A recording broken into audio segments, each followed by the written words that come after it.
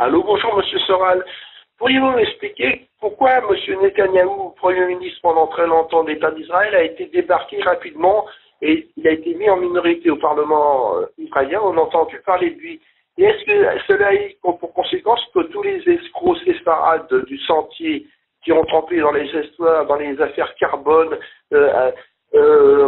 escroqueries au président et autres qui s'étaient réfugiés en Israël ont été rapatriés, ont été extradés alors qu'Israël n'extrade pas ses citoyens, ont été extradés en France et maintenant on les voit sur le plateau de Cyril Hanouna. Merci pour vos explications. Oui, c'est un sujet glissant et pas facile à traiter.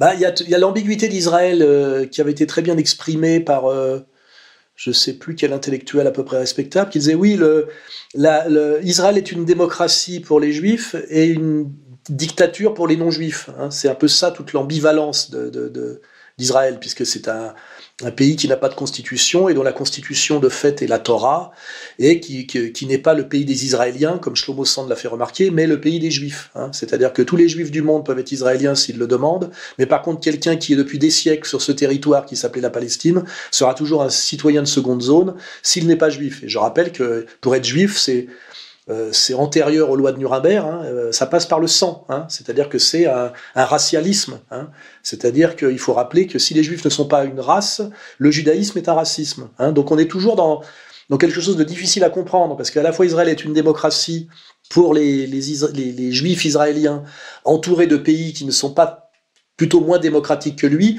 mais en même temps c'est un État théologico-racial qui est donc à la fois moins à droite que ses voisins arabes sur certains plans et beaucoup plus à droite sur d'autres. Et c'est pour ça que c'est un sujet compliqué, et c'est pour ça que Netanyahou a été à la fois au pouvoir pendant très longtemps, hein, il est vraiment resté très longtemps au pouvoir, et puis qu'en même temps, à un moment donné, par des jeux électoralistes, il s'en est fait chasser, parce que effectivement, il y a une gauche israélienne et une droite israélienne.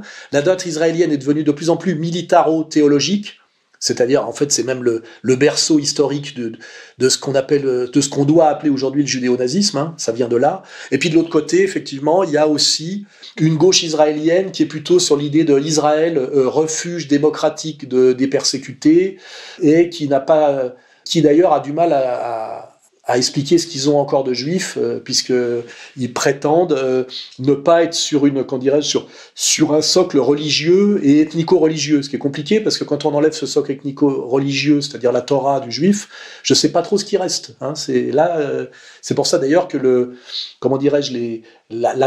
Israël évolue progressivement vers la droite et l'extrême droite, et sa gauche s'estompe, hein, c'est cette gauche du kibbutz, parce qu'elle n'a pas de socle, puisque le socle du sionisme, en réalité, c'est quand on gomme un peu le moment Shoah, et ce qui revient profondément, c'est l'éternité Torah. Hein, voilà.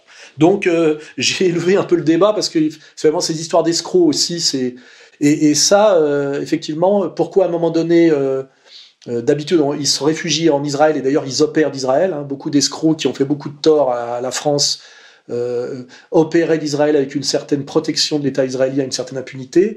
Il semblerait que cette protection soit un peu tombée, alors peut-être à la faveur de la chute de Netanyahou. C'est des sujets qui me dépassent un peu, mais effectivement, il est quand même bon de rappeler que chez les Juifs, il n'y a pas que des prix Nobel, hein, même s'il y en a, et de médecine, et des grands scientifiques et des grands penseurs, ce qui est une des réalités juives, bien évidemment. Hein, on pensera à Claude Lévi-Strauss, et tant d'autres, c'est pas la question. Donc il y a, en dehors du juif, on va dire, qui incarne une élite intellectuelle, ce qui est absolument à ne pas nier. Je rappelle que j'ai commencé ma vie professionnelle dans le sentier. C'est comme ça que j'ai découvert effectivement que tous les juifs n'étaient pas des virtuoses de violon.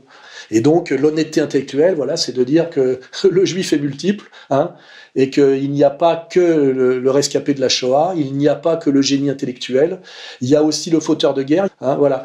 Et pour finir sur quelque chose de généreux, puisque je suis chrétien, c'est là-dessus que je finirai en partant d'une question effectivement qui était plus taquine, anecdotique, voire dangereuse.